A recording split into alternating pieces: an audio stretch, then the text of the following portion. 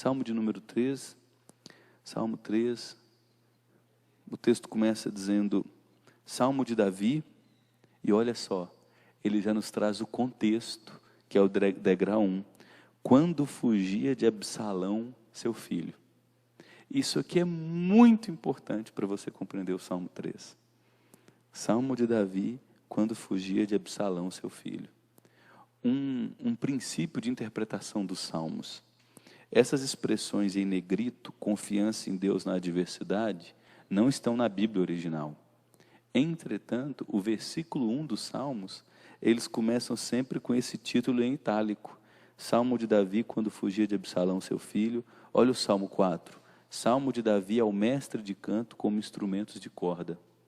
Essa expressão em itálico, ela está no texto original. E, na verdade, ela deveria ser o versículo 1. A gente dificilmente considera essas expressões em itálico para interpretar o texto. Mas elas normalmente nos dão o pano de fundo para interpretar corretamente qualquer tipo de salmo. Então vamos lá. Senhor, como tem crescido o número dos meus adversários. São numerosos os que se levantam contra mim. São muitos os que dizem de mim, não há em Deus salvação para ele. Porém tu, Senhor, és o meu escudo, és a minha glória e o que exaltas a minha cabeça. Com a minha voz clamo ao Senhor, e ele do seu santo monte me responde. Deito-me e pego no sono. Acordo porque o Senhor me sustenta. Não tenho medo de milhares do povo que tomam posição contra mim de todos os lados. Levanta-te, Senhor. Salva-me, Deus meu. Pois feres nos queixos a todos os meus inimigos e aos ímpios quebras os dentes. Do Senhor é a salvação, e sobre o teu povo a tua bênção. Aqui termina o Salmo 3. Então vamos voltar para o versículo 1, que não está nomenclaturado como versículo 1. Salmo de Davi, quando fugia de Absalão, seu filho. Aqui nós vamos agora aplicar o degrau 1, que é conhecer o pano de fundo, o contexto desse texto. Essa realidade da fuga de Davi, de seu filho Absalão, está descrita nas Escrituras no segundo livro do profeta Samuel, que vai do capítulo 11 até o capítulo 19. No capítulo 11, o texto começa dizendo que Davi deveria ter ido às guerras e não foi. Ficou ocioso em seu palácio. Num belo dia, ele olha pela sacada de seu palácio uma mulher. Se encanta com essa mulher, com a beleza dessa mulher, se sente atraído sexualmente por essa mulher e deseja ter relações com ela. O sinal amarelo acende. Alguém diz a ele, é casada? Detalhe, é casada com um dos teus melhores amigos. O marido dela é um dos teus generais de guerra. Foi um dos responsáveis por você ter chegado aonde chegou. E o nome dele é Urias. Davi deveria ter temido a partir desse momento. Só que ele não temeu. Do sinal amarelo, ele avança o sinal vermelho. Ele traz Batseba ainda assim, deita-se com ela e a manda embora. O pecado cobra o seu preço, sempre. Essa mulher aparece grávida. Grávida do rei. O marido dela não estava em casa, estava na guerra. Lugar onde Davi deveria estar. Davi entra em desespero. E ele faz o que todos nós, na iminência de sermos pegos em pecado, fazemos. Procuramos de tudo para nos safar. O último recurso é nos entregar, nos confessar e nos humilhar. Davi chama Urias do campo de batalha, promove uma grande festa, porque era um grande general, um homem honrado.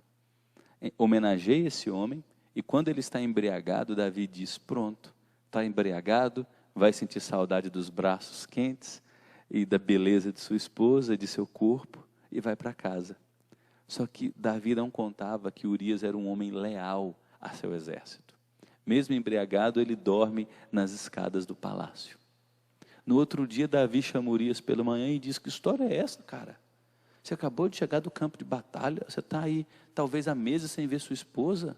Rapaz, vai lá dar um beijo na tua mulher, vai lá encontrar consolo nos braços dela. Olha só a honra de Urias. Claro que não. Os meus amigos, os soldados de Israel estão no campo de batalha e eu vou me entregar aos braços da minha mulher? Ainda não é a hora. Davi entra em desespero. Escreve uma carta. Essa carta é destinada ao grande general do exército, Joabe. Lacra essa carta com selo real e manda essa carta nas mãos do próprio Urias. Urias entrega a carta em mãos do general Joabe. Quando Joabe abre a carta, o que Davi escreveu é alarmante. Pegue o homem que levou essa carta, coloque-o na frente do campo de batalha para enfrentar os nossos piores inimigos e deixe-o só. Urias vai para o campo de batalha, é posto na infantaria, vai à frente, recebe flechadas e morre no campo de batalha. Até aí tudo bem. Davi agora recebe em seu harém a pobre viúva grávida. Todo o reino olha para Davi e diz: que rei compassivo. Acolheu a viúva de um dos seus generais, agora adotará essa criança e dará a ela a melhor de todas as educações, a educação no palácio.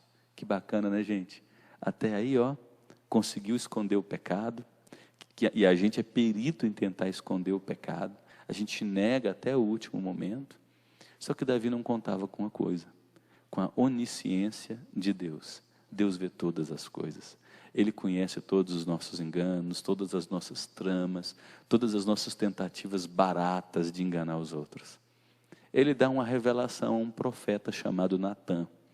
Esse profeta no outro dia vai até Davi e conta uma historinha que pega Davi no contrapé. Natã diz: Davi, eu estou com uma causa para resolver. Tem um pequeno fazendeiro no teu reino, e esse fazendeiro é dono de somente uma vaquinha, somente um animal, de onde ele tira seu sustento da sua família. E um fazendeiro vizinho, um grande latifundiário, dono de milhares de cabeças de gado, um homem muito rico, recebeu um convidado. No lugar de mandar matar um dos seus animais para alimentar o seu convidado, ele mandou invadir a terra do vizinho pobre, pegou o único animal responsável pelo sustento de sua família, mandou matar para servir seu convidado. O que tem que fazer com esse homem, Davi? A resposta de Davi foi furiosa e imediata. E é interessante quem está em pecado escondendo os seus pecados. Tem um senso de justiça incrível. É juiz de tudo e de todos, menos de si. Davi diz: manda matar. Esse homem tem que morrer. Imediatamente Natã olhou para ele e disse: esse homem és tu. Deus te tirou de uma família pobre, te protegeu no momento de grande perigo em tua vida, te colocou para sentar-se no trono de Israel, te deu vitória sobre todos os teus inimigos, te cercou de conforto e luxo, e você desejou a mulher do teu amigo. Você entrou na propriedade do teu amigo e tirou a única coisa que ele tinha, e não satisfeito com isso, se tornou homicida e tirou a vida dele. Você é esse homem. E Deus manda te dizer que aquilo que você fez escondido, as consequências virão à plena luz do dia. A espada nunca mais vai se afastar de sua casa. Nessa realidade, Davi entra em profunda depressão, porque ele tenta esconder os seus pecados. É nesse contexto que ele escreve o Salmo 32. Enquanto eu calei os meus pecados, os meus ossos envelheceram pelo meu constante gemido todo dia.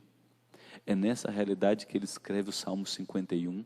Restitui-me a alegria da salvação, porque o pecado nos afasta da comunhão dos santos, o pecado nos afasta da intimidade com Deus, o pecado nos afasta da paz interior, o pecado tira do nosso coração a alegria por sermos filhos de Deus e termos recebido dele o perdão completo dos nossos pecados. O pecado é devastador. Um pequeno ato causa reverberações monstruosas, pode se tornar um grande tsunami em nossas vidas. Aí o inferno se estabelece na vida de Davi. Ele confessa seu pecado, se arrepende, é perdoado por Deus. A criança nasce. A criança, fruto do adultério, morre. Davi sofre muito. Os anos vão passando e parece que aquele fantasma da voz de Deus e da maldição de Deus nunca se apartou do coração de Davi. Ao invés dele aproveitar o seu presente, ele viveu neurótico pelo futuro. Se tornou um péssimo pai. Foi negligente com seus filhos. A culpa é paralisante. Há pessoas que não conseguem lidar com a culpa. Elas ficam tão culpadas no dia a dia que elas não conseguem mais celebrar as relações no dia a dia. Omite-se na relação com os filhos, se torna negligente no cuidado com a esposa, se torna indiferente no trato com a mulher, fica tão preocupado com o futuro que por conta de seu presente ele destrói o seu amanhã. Esse foi Davi. Os filhos cresceram sem referencial de um pai saudável, sem disciplina, sem puxão de orelha, sem bronca. Lá na idade adulta, um dos filhos resolve, pelo conselho de um primo muito ruim, se apaixonar por sua meia-irmã. Aminon, um menino muito bonito, se enamora de Tamar, sua meia-irmã. Ele elabora um projeto e estupra sua irmã. Olha só o caos na família real. Davi não admoestou Aminon, não recriminou seu filho, não puniu seu filho com severidade. Talvez porque lá atrás dissesse, eu tenho pecados graves demais. Tem pessoas que olham para a sua trajetória e dizem, porque eu tenho pecados graves, parece que ela se torna negligente com os pecados dos outros. Davi se tornou negligente com os pecados de Aminon, mas Absalão, um outro irmão, se amargurou. Trouxe Aminon em ódio em seu coração. Elaborou um plano por 2 anos. No momento certo, organizou um jantar. Nesse jantar, matou seu irmão Aminon, o que estuprou a irmã Tamar. Absalão precisou fugir de seu pai. 4 anos depois, Absalão deseja voltar. Quando ele volta, Davi não lhe dirige uma palavra sequer. Ele olha nos olhos de Absalão, não toca no pecado, não toca em seus erros, não o admoesta, fica em silêncio. A indiferença é um mal devastador. Nós precisamos em nossa família olhar nos olhos de quem erra, dar nome aos pecados, tratar aquilo ainda que doa com transparência, porque se não tratar, aquilo cobra um preço muito alto na frente. Davi não trata de Absalão. O coração de Absalão agora não está mais amargurado só com Aminon, o irmão que ele matou. Agora se amargura com seu pai indiferente, omisso, e o seu pai amargurado também. Por mais 4 anos, Absalão elabora um golpe de Estado. Ele começa a ganhar o coração dos políticos principais do reino de Israel. Num determinado momento, Absalão se declara rei, com o apoio agora dos militares mais jovens, porque os militares mais velhos estão ainda com Davi. Tudo isso que eu estou contando para vocês está registrado em 2 Samuel, capítulo 11 a capítulo 19, para explicar somente esse versículo, Salmo de Davi, quando fugia de Absalão. Absalão elabora o golpe de Estado, vem agora até Davi. Davi com medo, porque um exército muito grande está com Absalão, Davi envelhecido, sem muito gás para a batalha, precisa fugir de Jerusalém. Ele pega o deserto, com mais uns 200, 300 soldados apenas. Seus soldados muito experientes na guerra, muito habilidosos, mas envelhecidos. Pega aí um grande jogador de futebol, que foi grande jogador de futebol, que hoje está com seus 50 anos de idade. Ele não tem mais o pique, ele não tem mais o ritmo, ele não tem mais os reflexos que tinha quando tinha 22, 25 anos no auge de sua carreira. Assim eram os soldados de Davi. Ele vai para o deserto. No deserto, ele sabe que há uma multidão de exército à sua procura. Todo o aparato bélico e militar do Estado está atrás dele. Seu próprio filho tem sangue nos olhos para matá-lo. Além disso, Absalão, quando entra em Jerusalém e encontra o trono vazio, pega todas as mulheres do harém de seu pai, monta uma tenda em praça pública e mantém relações com todas as esposas do seu pai em plena luz do dia. E assim, a profecia de Natã se cumpre. O que você fez às escuras vai cobrar o preço em plena luz do dia. Davi está no meio do deserto, com muito medo, e ele escreve o Salmo 3. Senhor, como tem crescido o número dos meus adversários.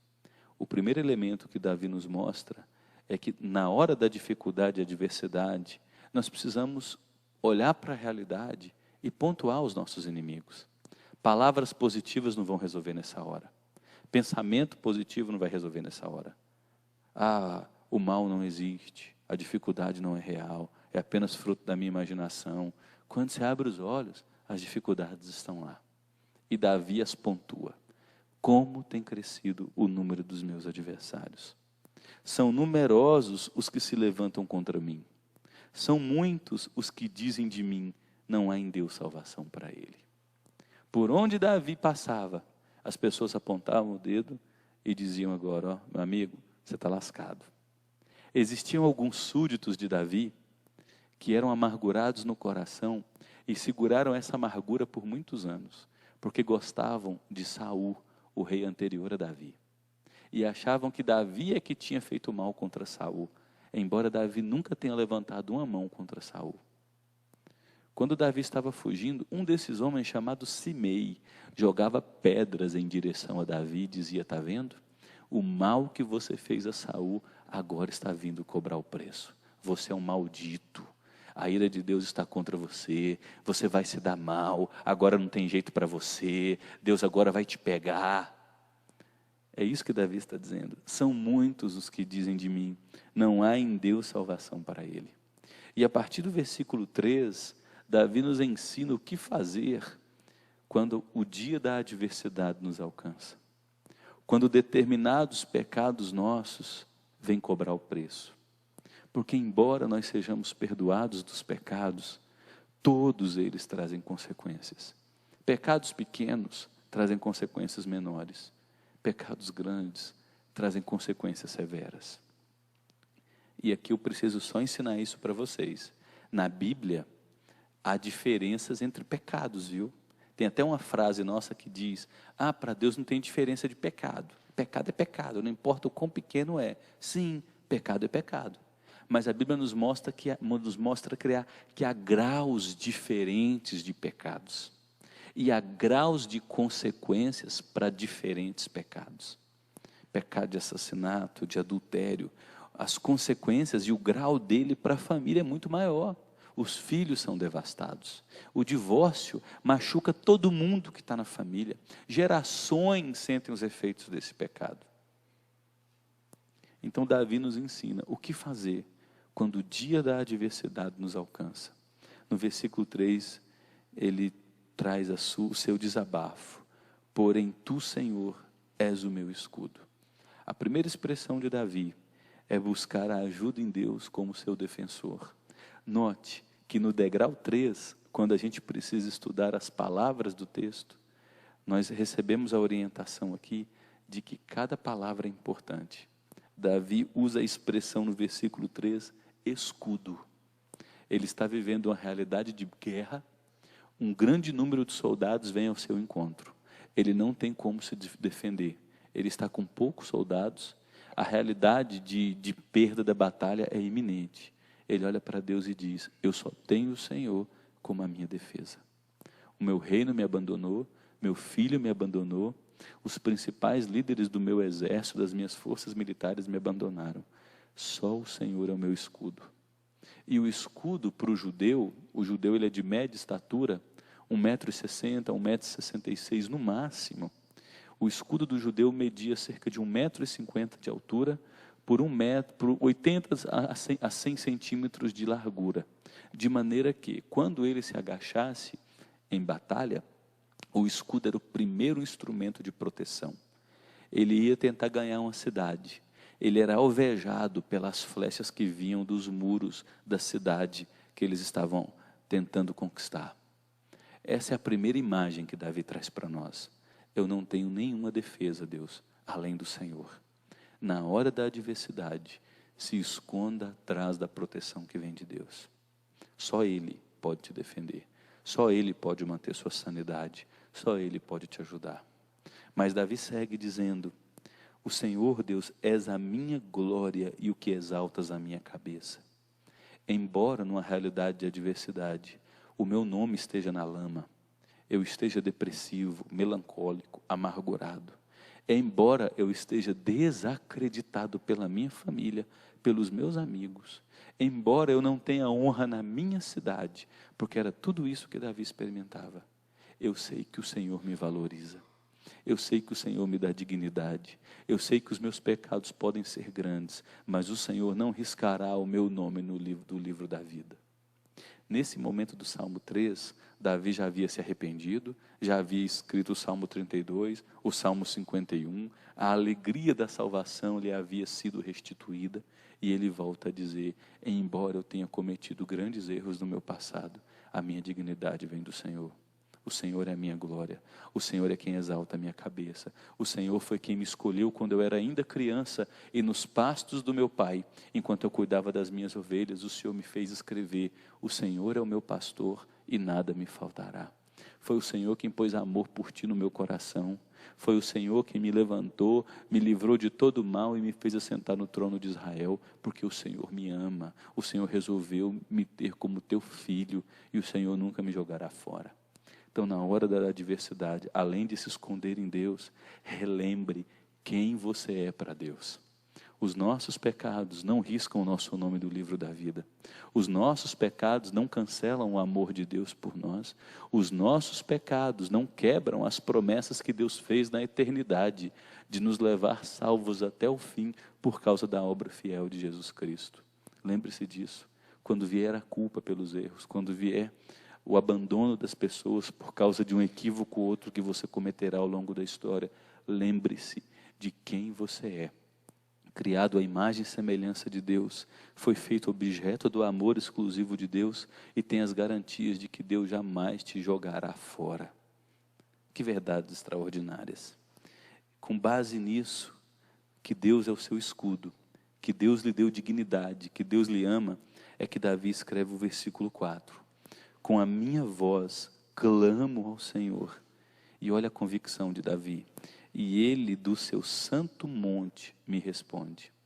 Quando você estiver no degrau 3, estudando as expressões do texto, você vai perguntar: onde é esse santo monte? É o Monte Sião. No Monte Sião estava construída o quê? A cidade de Jerusalém, onde ficava o castelo e o palácio real de Davi. Na cidade de Jerusalém, além de estar o castelo, onde eram tomadas as decisões administrativas, estava também o tabernáculo, onde ficava a Arca da Aliança. O templo não havia sido construído, só seria construído por Absalão, filho de Davi. Então, o que essa expressão significa? Embora naquele momento Absalão estivesse estuprando todas as mulheres de Davi no santo monte de Deus, não era Absalão quem reinava, era Deus quem estava reinando. Embora a Arca da Aliança estivesse em Jerusalém, com Absalão assentado provisoriamente no trono, Deus jamais deixou de reinar. E olha o que Davi diz: Deus do seu santo monte me responde. Porque Davi sabe que Deus responde suas orações, Deus acolhe sua súplica. Veja os resultados disso no versículo 5. Deito-me e pego no sono. Acordo porque o Senhor me sustenta. Não tenho medo de milhares do povo que tomam posição contra mim de todos os lados. Note que os problemas continuam. Há milhares do povo tomando posição contra Davi de todos os lados. O que mudou não foi a situação externa, mas foi a dinâmica do coração de Davi. Davi se lembrou quem ele é em Deus, amado, perdoado, filho, adotado, eleito. Davi entregou toda a sua causa nas mãos de Deus, reafirmou que Deus é a sua proteção maior. Davi entende que Deus responde suas orações, porque quem governa é Deus, não são as pessoas que intentam o mal contra nós, quem governa é Deus. Ele entregou sua causa nas mãos de Deus e ele agora experimenta os resultados. A paz de Deus, que excede todo o entendimento, guarda o seu coração e a sua mente, ainda que o mal esteja presente. Deito-me e pego no sono. No meio do deserto, milhares do povo vindo contra ele, de todos os lados, os inimigos permanecem, mas a dinâmica interior mudou. O meu coração agora está em paz. Ainda que eu morra, eu viverei. ainda que eu fracasse, eu vencerei. Ainda que eu perca, eu triunfarei. Deito-me e pego no sono. Acordo porque o Senhor me sustenta. Olha outra coisa. Não tenho medo. A percepção mudou. O pavor foi arrancado de sua alma. Só isso que aconteceu com o Senhor Jesus Cristo. Ele está no Getsemane e diz: a minha alma está profundamente angustiada até a morte. Ele transpira suor como gotas de sangue, tamanha sua angústia de alma. Mas ele se levanta e segue até receber o beijo do traidor, porque ele sabia que Deus é quem estava cuidando de sua vida e tinha propósitos para a sua vida. Ele sabia que ainda que passasse pelo vale da sombra da morte, o Senhor sempre estaria com ele. É por isso que no verso 7, ele pede agora a ajuda de Deus para intervir nessa situação. Levanta-te, Senhor, salva-me, Deus meu, pois feres nos queixos a todos os meus inimigos e aos ímpios quebras os dentes. Davi se lembra agora de seu passado, de momentos em que era perseguido injustamente, caluniado, difamado. O seu sogro lhe perseguia com um exército numeroso, e ele era sozinho, mas com um bando de arruaceiros. E ele lembra: Deus, o Senhor sempre realizou justiça. Volta a ferir nos queixos aos meus inimigos. Davi faz o que toda pessoa que experimenta a adversidade precisa fazer: entrega a sua causa para Deus julgar. Davi não tenta fazer justiça com as próprias mãos. Ele entrega as suas causas na mão de Deus como vingador. E aí, ele afirma no versículo 8, concluindo esse salmo, que de Deus é a salvação, e sobre o teu povo a tua bênção. Ainda que Davi tenha errado, ainda que seus filhos tenham feito muito mal, ainda que nesse momento ele estivesse sendo perseguido com risco de morte, ele tem a certeza que experimentará de Deus a salvação, porque foi amado por Deus, perdoado por Deus, protegido por Deus até aqui. E que ainda que pessoas façam o mal, Deus não cancela a sua aliança, Ele mantém a sua bênção sobre o seu povo. Então a gente poderia dar um nome para esse salmo, ou um título para essa mensagem: como enfrentar as adversidades. Em primeiro lugar, não tenha uma visão fictícia da realidade. Dê nomes aos problemas. São numerosos os que se levantam contra mim. São os milhares do povo que tomam posição contra mim de todos os lados. Pensamento positivo não vai adiantar. Você mentalizar a solução e abrir os olhos, os problemas continuarão lá. Dê nome aos bois. Olhe para os problemas. Veja o tamanho dos problemas, mas não fique concentrado neles. Olhe para o tamanho do seu Deus. Se esconda em Deus como seu escudo. Relembre-se de quem você é, do que Deus fez por você. Você foi amado, recebeu a dignidade de Cristo em seu coração, foi feito à imagem e semelhança de Deus, recebeu o perdão de seus pecados, recebeu a garantia, não simplesmente a promessa, de que a obra que Deus começou em sua vida, Ele vai terminar. A salvação que Ele começou, Ele levará até o fim, por conta do sacrifício fiel de Jesus Cristo. Relembre-se disso.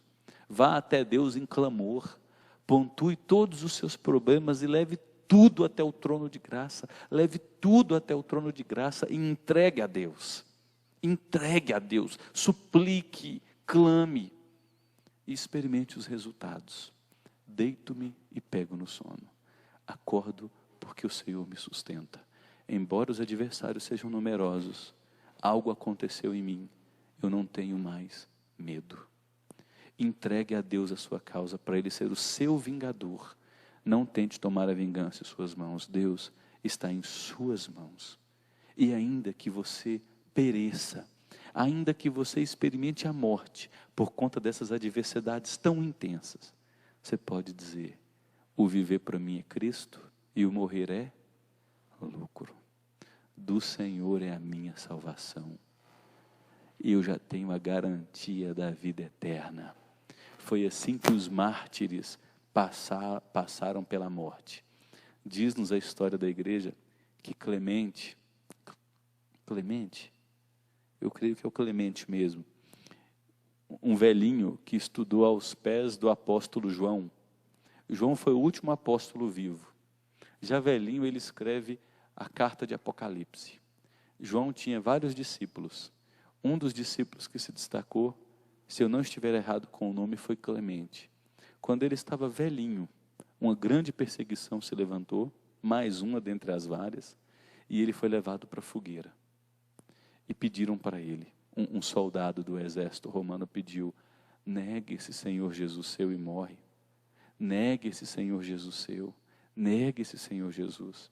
E a resposta dele, mesmo diante da adversidade, foi: como eu poderei negar aquele que por 86 anos só me fez o bem? Como negar aquele que por 86 anos só me fez o bem? Ele vai para a fogueira. E na fogueira, diz-nos a história da igreja, que aquele homem sorria. E a impressão de quem assistia é que aquele homem brilhava, a glória de Deus brilhava em sua vida, porque ele tinha paz. Mesmo na adversidade, ele sabia que do Senhor é a salvação e sobre o seu povo a sua bênção.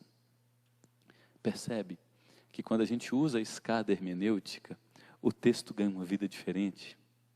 As riquezas do texto saltam diante dos nossos olhos. Esse é o privilégio que está diante de vocês, interpretar as Escrituras usando esses elementos aqui, que nós aprendemos ao longo dessa caminhada de 3 meses e meio. A primeira coisa, você precisa estudar o contexto geral. Antes de ler o texto, saiba o que está ao redor do texto. Nesse caso, o versículo 1 é Salmo de Davi quando fugia de Absalão, seu filho. Já nos joga para um outro momento. Ele já nos deu o pano de fundo. Você tem que perguntar, quando é que Davi fugiu de Absalão, seu filho? Por que Davi fugiu de Absalão, seu filho? Aí, se você está com a Bíblia de estudos, por exemplo, ela vai ter alguns números bem pequenininhos ou algumas letrinhas. Essas letrinhas ou números pequenininhos vão te relacionar com outros textos bíblicos. Numa Bíblia de estudo, por exemplo, ela vai te jogar para o 2 Samuel, que é esse texto do episódio de Absalão. Ou, se você está com o seu celular, no seu computador, você vai digitar lá no Google, né? Texto de Davi fugindo de seu filho Absalão. Vai te jogar para 2 Samuel. Leia todo o contexto do texto. Só depois você lê o texto do Salmo 3.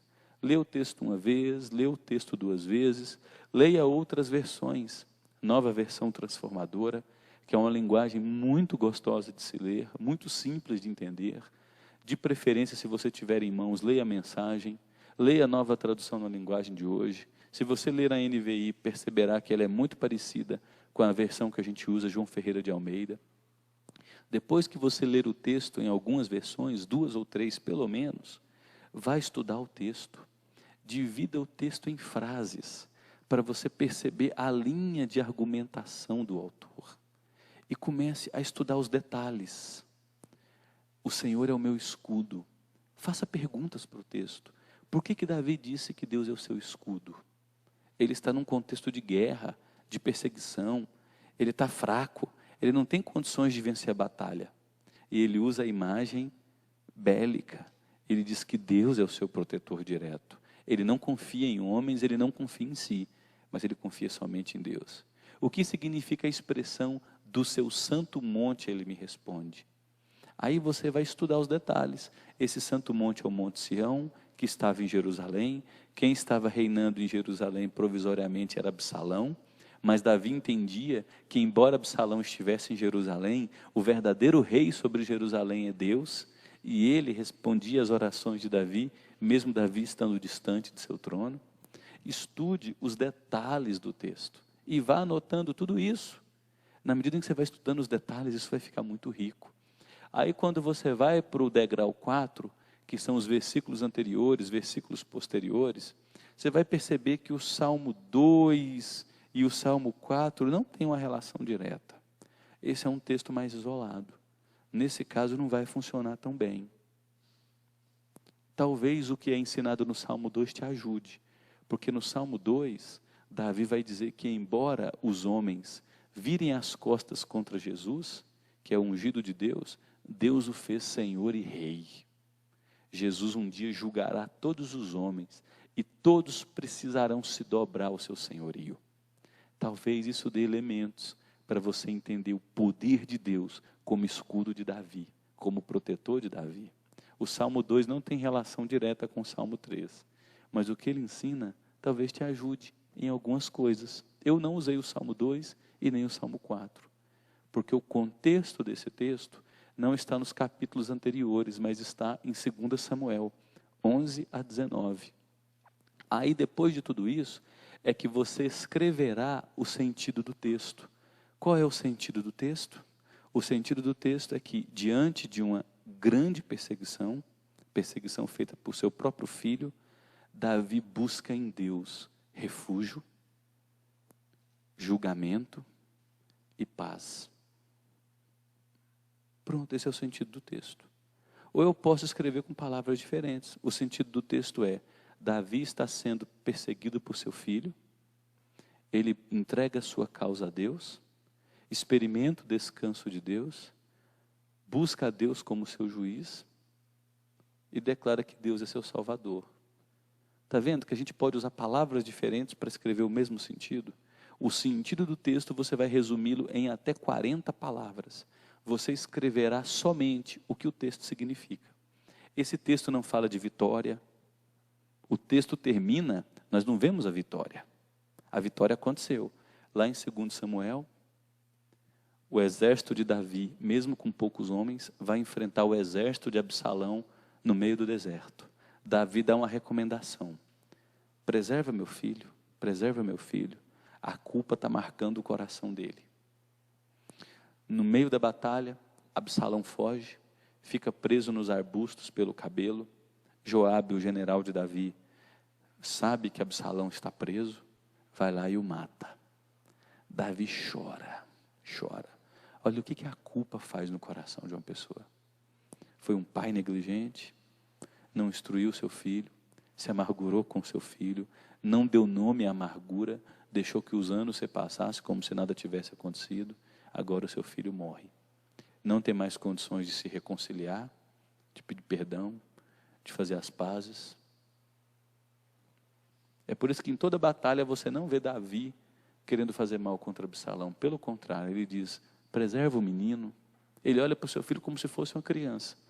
Talvez porque tenha deixado de cuidar do seu filho quando seu filho era uma criança. Ele quer recuperar um tempo que se passou. Então valorize os seus enquanto você os tem. Valorize cada fase. Se o teu filho é criança, curta o seu filho quando criança, porque vai voar. Absalão morre, Davi entra numa crise terrível, chora compulsivamente, seus generais dão uma dura nele, ele é obrigado a engolir o choro, pôr um sorriso de paisagem no rosto e jantar com seus generais para comemorar a vitória da guerra. Mas o seu coração nunca mais se recupera disso. Ele vence a guerra, mas perde o seu filho. Tudo consequência de pecado. Não confessado, não arrependido, não lidado, não trazido às claras. Cuidado com pecados que você cativa. Cuidado com pecados da sua privacidade. Cuidado com pecados escondidos. Cuidado com as pequenas mentiras. Não há nada de pequeno. Isso vai se tornar um tsunami. Vai devastar você, vai devastar quem está ao teu redor e vai machucar tanta gente por gerações. A gente não consegue dimensionar o peso de atitudes nossas no presente.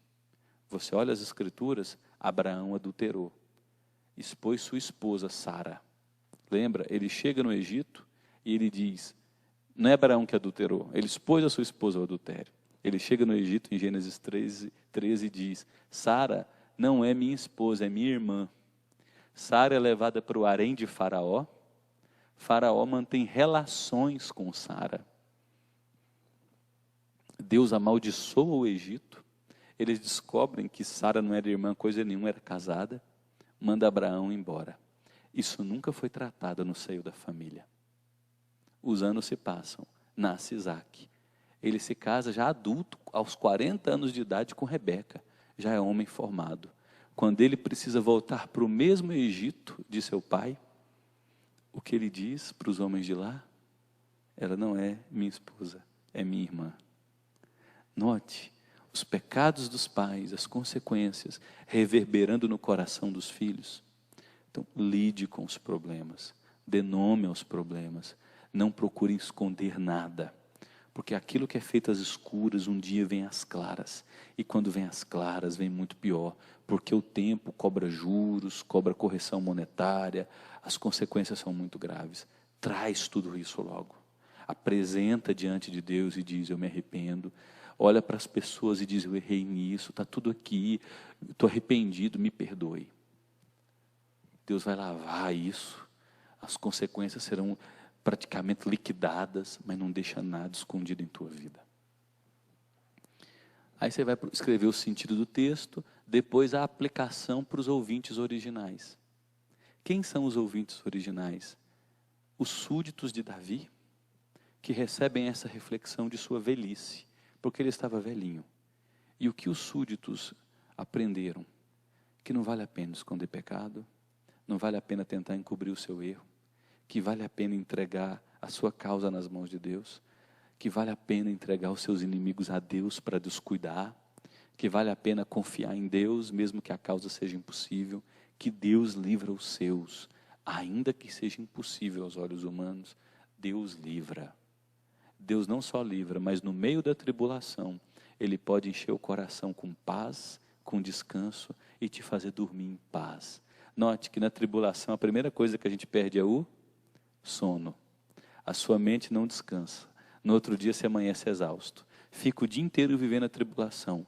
À noite você dorme, você perde o sono. Sua mente fica exausta. Aí você desenvolve o estresse, dor de cabeça, os problemas de gastrite, de úlcera, dor nas juntas, aí vem as fibromialgias da vida, vem as gastrites, vem as úlceras, vem as dores de cabeça, vem o nervosismo, vem a irritabilidade com as pessoas que você mais ama, vem aquelas patadas para Deus e todo mundo, vem um olhar cínico da vida, vem a crítica, vem a amargura, deixa de orar, não tem mais vida com a palavra, se torna crítico da igreja, se afasta da comunhão dos santos, está afundado em depressão, começa a fazer adesão a alguns entretenimentos, alguns se afundam no videogame, outros na internet, outros em mídias sociais, e aí vai indo, se afasta cada vez mais, se afunda cada vez mais, porque um abismo chama outro abismo.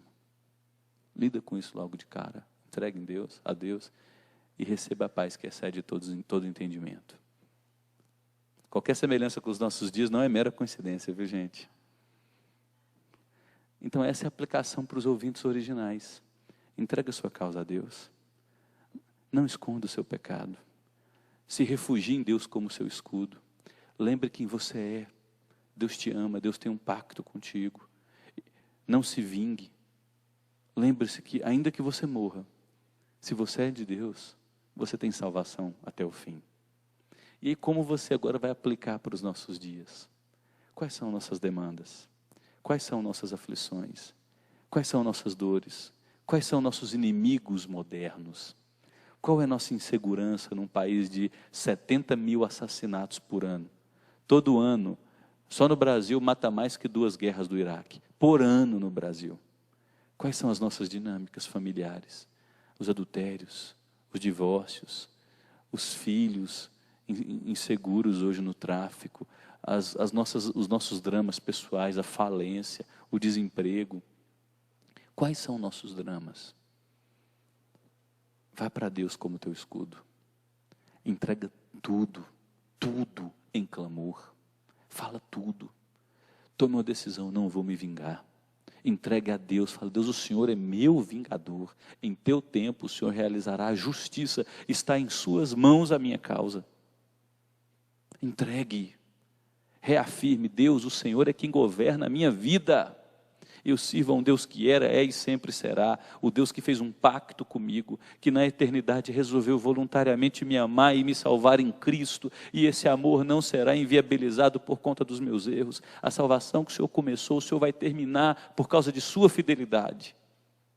E experimente os resultados disso. A paz que vai marcar o teu coração, a alegria do Espírito Santo, a comunhão com os santos, o prazer de orar e saber que tem um Pai que te ouve, te consola, te carrega nos braços, te leva para lugares de descanso, mesmo que os inimigos estejam o tempo todo ao teu redor. Experimente os benefícios de tudo isso. Viu que a sua reflexão bíblica ficou diferente? Seu estudo ficou diferente? Aí você vai levar uma reflexão dessa num pequeno grupo. Vamos conversar sobre o Salmo 3. Aí depois que você fala sobre o Salmo 3, você começa a perguntar para as pessoas: quais são os problemas que nos afligem hoje? Eu fui abandonada pelo meu marido. Eu tenho medo da falência porque os dias estão difíceis. Eu estou preocupado com meu filho porque ele está com as amizades, está se distanciando, eu estou com medo de estar envolvido com drogas. A minha esposa foi diagnosticada com câncer. Não sei o quê. Minha esposa que sonha em ter filhos está no segundo, terceiro aborto e não consegue vingar uma gravidez sequer. As pessoas começam a falar. Diante de tantos adversários modernos, o que Deus nos chama a fazer? Joga para o pequeno grupo. Deus nos chama a fazer a mesma coisa que Davi fez, a nos esconder nele como nosso escudo e proteção, socorro bem presente da tribulação. Deus nos convoca a falarmos tudo para Ele, não escondermos nada. Quais os resultados de falarmos tudo para Deus e entregarmos tudo? Um vai dizer: a gente vai experimentar uma paz surpreendente. O outro vai dizer: o nosso coração voltará a ter sanidade. O outro vai dizer: nossa mente vai voltar a ter equilíbrio. O outro vai dizer: a gente vai voltar a orar. Porque a adversidade, quando não é lidada de maneira certa, rouba de nós a oração. O outro vai dizer: a gente vai voltar a amar, conviver com a igreja. A gente vai voltar a confiar e a amar a Deus. Está percebendo? Imagina você num discipulado, homem discipulando homem, mulheres discipulando mulheres. Alguém do grupo vai chegar naquele momento e ao compartilhar da sua semana vai dizer: minha semana está um inferno. Meu marido saiu de casa, meu filho me ligaram da delegacia, um negócio meu não se concretizou, estou na iminência de fechar minha empresa, não sei o que vai ser de mim, eu não consigo emprego. Alguém vai falar naquele momento e vai desabafar, está doendo.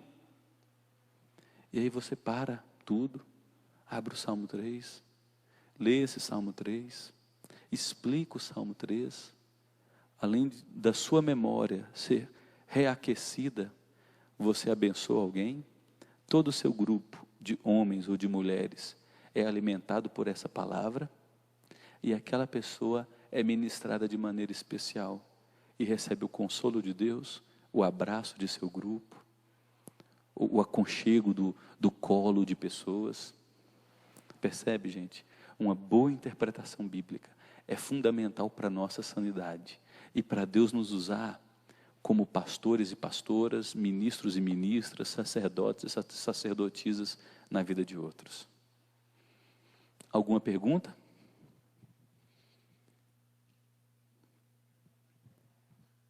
Seu trabalho está errado, é? Faltou 5. O mais importante, escrever o sentido original do texto. Porque todo estudo, toda pregação, toda reflexão bíblica vai orbitar ao redor do sentido original, que será a temática da sua fala.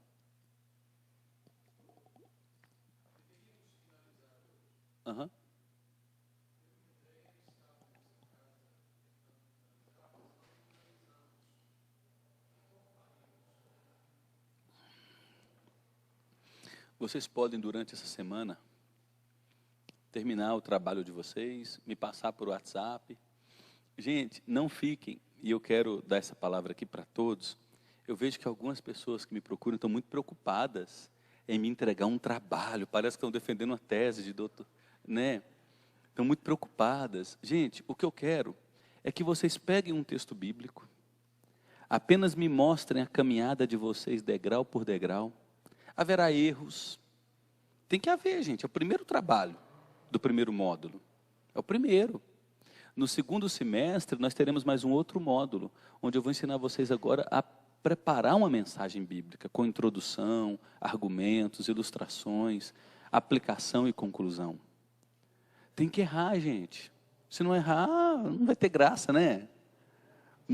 A gente não vem pronto, a gente não está pronto. Nós estamos nos qualificando nessa caminhada. Olha só, eu fiz 4 anos de seminário. A partir do 3º ano no seminário, e eu procurei aproveitar muito bem meu seminário. Eu li uma média de 100 páginas dia. Durante o meu seminário, eu fiz uma pós-graduação em aconselhamento bíblico, em missões urbanas, em missiologia transcultural. Comecei um curso superior em serviço social. Procurei estudar muito durante o seminário. Mas a partir do 3º ano eu entrei em pânico, porque eu tinha certeza que eu não sabia nada. E eu disse, meu Deus, daqui a 1 ano eu vou pastorear uma igreja. E eu estou até aqui, cerca de o quê? Vai para quase 15 anos, não. 14 anos que eu saí do seminário.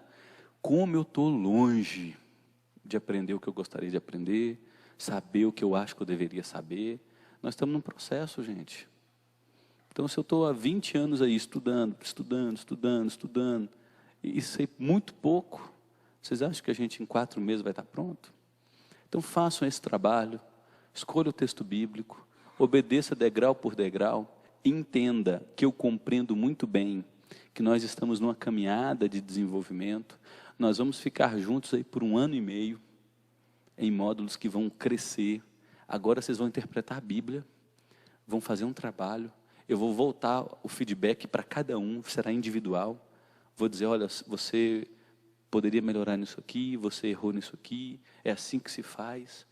No 2º semestre, nós vamos aprender a interpretar mais um texto e cada um vai trazer uma pregação de até 20 minutos. Não entre em pânico.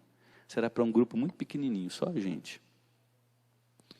E depois, nós ainda vamos ter um outro módulo que eu não ministrei para o Nadim. Ele não aproveitou esse módulo, que é o módulo de oratória. Eu vou trazer alguns professores, amigos meus do Senac de Goiânia, gente muito boa. Vai ensinar a gente como lidar com a ansiedade, como controlar o medo de falar em público, vai dar para nós ferramentas de técnicas de respiração. Eu vou ajudar vocês a lidarem com algumas muletas, né? Segurar demais no púlpito, os vícios de linguagem. A gente vai caminhar juntos. Tem algumas pessoas que só de pensar já que vão ter que pregar, no final do semestre que vem já está suando e dizendo, eu quero fugir disso, já está gelando. Nós vamos lidar com tudo isso. Nós estamos no aprendizado. O que eu sei é que daqui 2 anos, se Deus quiser, vocês e eu não estaremos prontos. Mas a gente vai estar um pouco melhor para ser usado por Deus na vida de outros. O que nós não podemos permanecer é no jardim de infância. O que nós não podemos aceitar é que as nossas vidas nunca sejam usadas para abençoar os outros. Porque a última ordem de Jesus, antes de subir aos céus, foi: fazei discípulos. Fazei discípulos. Se nós não estamos fazendo discípulos, nós estamos em pecado. Nós cremos nessa igreja que não é pastor somente que faz discípulos. Nós cremos que todos os discípulos de Jesus devem fazer discípulos. Nós cremos que todos somos sacerdotes. Então essa vai ser uma caminhada a médio prazo. E preocupa não, gente. Vocês se tornarão grandes pregadores e pregadoras. Eu não tenho dúvidas disso. Léo?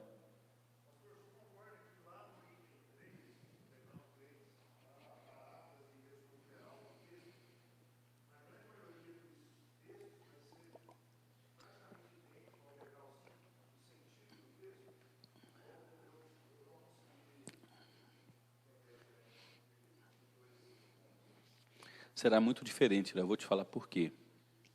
Porque quando você divide o texto em frases, você está pegando o texto todo e vendo só a estrutura dele, em orações principais e orações subordinadas.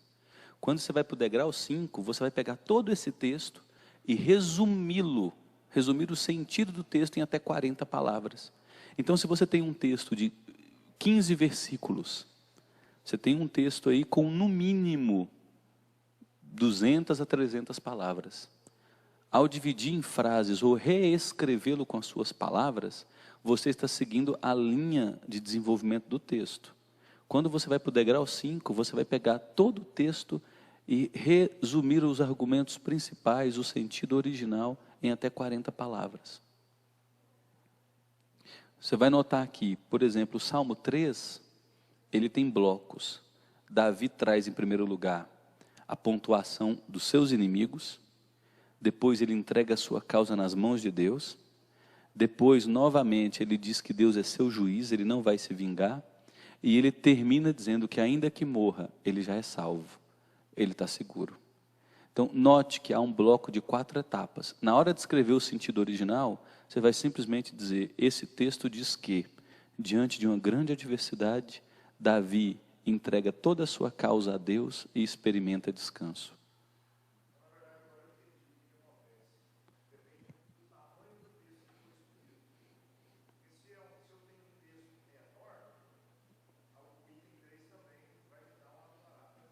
Exatamente. Note, por exemplo, notem, Efésios 1, versículos 3 a 14. Paulo divide o seu argumento falando que na eternidade, Deus Pai nos elegeu como seus filhos. No versículo 6, Paulo diz que na eternidade, o Deus Filho, que é Jesus, resolveu morrer pelos nossos pecados, assim de nos libertar e nos fazer filhos de Deus. E nos versos 13 e 14, Paulo diz que na eternidade, o Espírito Santo resolveu morar em nós, como selo de Deus, e ao mesmo tempo ser a garantia que a obra que Deus começou, Ele vai terminar. Então, Efésios 1, versos 3 a 14, Paulo divide o seu argumento, nos fazendo enxergar a eternidade, uma linha fora do tempo, e nos mostra que antes de qualquer coisa ser criada, Deus Pai, Deus Filho e Deus Espírito Santo fizeram um pacto para nos salvar para todo sempre. Como é que você resume o sentido original de 11 versículos, Efésios 3 até Efésios 1, verso 3 até versículo 14? Você vai dizer que Paulo, em Efésios 1, versos 3 a 14, Paulo argumenta que na eternidade a Trindade fez um pacto de amor para nos salvar e levar nossa salvação até o fim. Pronto, resumi o sentido em até 40 palavras. Agora, quando você vai dividir esse texto em frases, você verá argumentos principais, argumentos secundários. Por exemplo, vamos lá para Efésios 1, para vocês entenderem melhor. Porque eu estou falando e eu estou com o texto na minha mente, mas vocês não estão. Aí fica difícil entender. Efésios 1, versículo 3.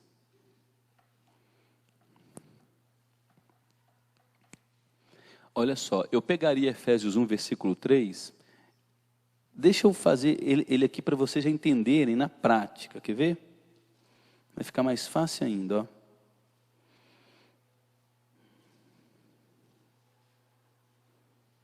Efésios 1, versículo 3. Eu vou pegar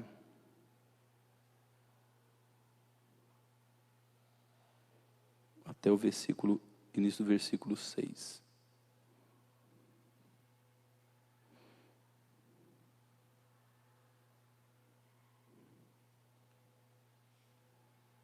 Ok. Vou aumentar o texto aqui. Olha só. Está todo mundo vendo? Eu peguei o Efésios 1, verso 3 até o verso 6, que é onde Paulo só fala do que Deus Pai fez por nós. Eu vou dividi-lo em frases. Bendito o Deus e Pai de nosso Senhor Jesus Cristo. Primeira expressão.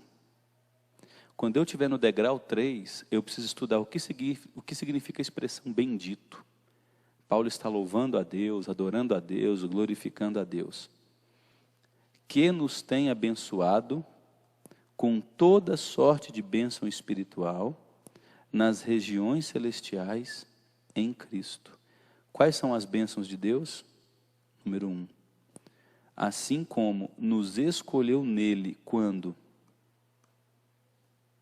Não preciso desse número 2 aqui.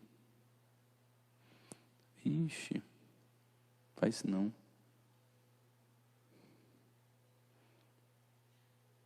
antes da fundação do mundo, e Ele nos escolheu para sermos santos e irrepreensíveis.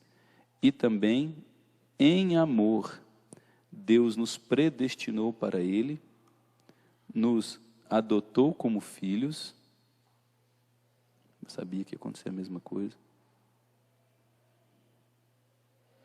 Para a adoção de filhos, tudo por meio de Jesus Cristo e segundo o beneplácito de sua vontade, para louvor da glória de sua graça. Então, olha só os versos 3 a início do verso 6. Paulo está bendizendo o nome de Deus Pai, que é o Deus de Jesus Cristo, porque Ele nos tem abençoado, o verbo está no presente. As nossas bênçãos são toda a sorte de bênção nas regiões celestiais em Cristo. As bênçãos que nós temos hoje no presente são bênçãos espirituais. Que bênçãos são essas? Número 1, o Deus Pai nos escolheu nele. Quando?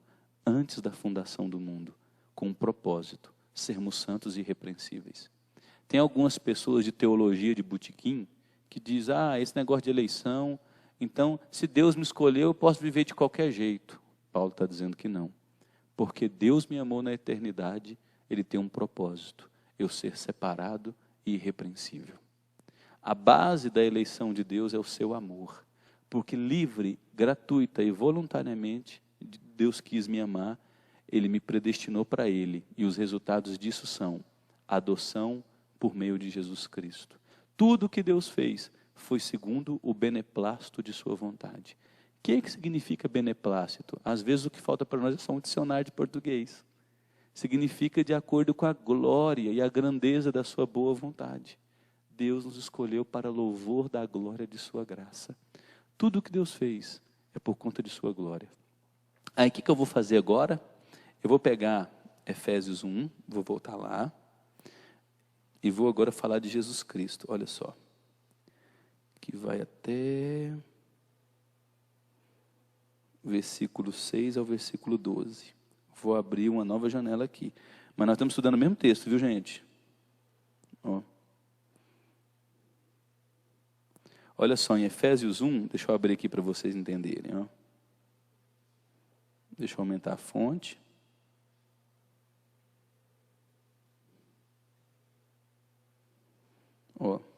Bendito Deus e Pai. Tem um detalhe que eu preciso passar para vocês. No original, quando você olha o grego, Efésios 1, do verso 3 ao verso 14, não tem uma vírgula sequer. Não tem um ponto final.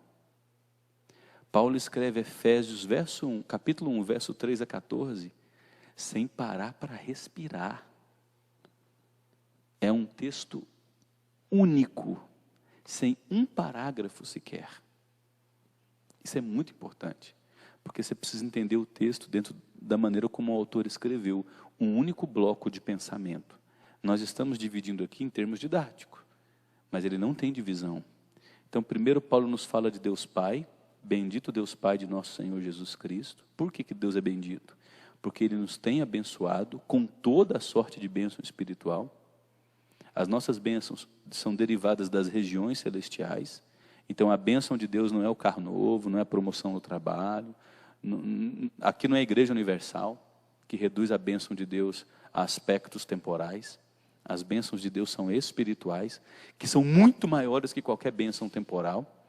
As bênçãos de Deus são, em primeiro lugar, Ele nos escolheu antes da fundação do mundo. Nosso carro envelhece, nossa casa vai precisar de pintura. Mas essa escolha de Deus nunca vai perder o seu valor. O objetivo da nossa escolha foi para sermos santos e irrepreensíveis. A palavra santo no original significa que Deus nos separou do pecado para uma vida diferente. E esse Deus, por causa do seu amor, nos predestinou para Ele. Por que Deus quis me amar na eternidade? Paulo diz, por causa do amor dEle. Só por causa do amor. E ele, por causa desse amor, eu fui adotado como filho. O meio como Deus me adota é Jesus Cristo. Fora de Jesus Cristo não há adoção. É por isso que Jesus diz, eu sou o caminho, a verdade e a vida. Sem passar pela minha estrada, é impossível alguém ser adotado. Tudo isso que Deus fez foi para louvor da glória de sua graça, E tudo isso que Deus nos deu foi por causa de sua graça no amado, que é Jesus Cristo. Note que a partir daqui, Paulo vai falar de Jesus Cristo. Aí a gente vai dividir o texto, ó. Que ele nos concedeu gratuitamente no amado. Nesse amado, número 1, nós temos a redenção. Através do seu sangue, nós temos o perdão dos pecados. Tudo é de acordo com a riqueza da sua graça. Essa graça foi derramada abundantemente sobre nós. De que forma? Em toda a sabedoria e prudência. O que aconteceu foi que o mistério da vontade de Deus foi desvendado através de Cristo, segundo o seu beneplácito que propuser em Cristo. Há uma gloriosa vontade de Deus, e essa gloriosa vontade é nos amar, nos fazer seus filhos e nos adotar através de Cristo Jesus. O propósito de Deus era de fazer convergir em Cristo, na dispensação da plenitude dos tempos, ou seja, na época certa, fazer convergir todas as coisas. Que coisas são essas? Tanto as do céu, como as da terra. Em Cristo, digo, no qual fomos feitos herança, predestinados segundo o propósito de Deus, que faz todas as coisas conforme o conselho da sua vontade, a fim de sermos para louvor da sua glória. Quem que deve existir para louvor da glória de Deus? Nós. Quem somos nós? Os que de antemão esperamos em Cristo. Agora eu posso dividir, ó. Deus concedeu a sua graça gratuitamente em Cristo, que é o amado. Através de Cristo, olha a divisão do texto, nós temos a redenção. Através do seu sangue, nós temos o perdão dos pecados. Tudo isso por causa da riqueza de sua graça. Note que o texto divide certinho os argumentos. Aí se você volta para Efésios, nós temos o verso 13 até o verso 14, que é quando Paulo insere a imagem do Espírito Santo. Deixa eu mostrar para vocês aqui. Em quem também vós, quem são esses vós? Somos nós. Depois que ouvimos a palavra da verdade, o evangelho da nossa salvação, tendo nele crido, nós fomos selados. Selados com o quê? Com o Santo Espírito da promessa. Esse Santo Espírito é o penhor da nossa herança, até o resgate da sua propriedade, em louvor de sua glória. Esse vós aqui somos nós. Depois que nós ouvimos o evangelho, a palavra da verdade, as pessoas só são salvas quando ouvem a pregação do evangelho.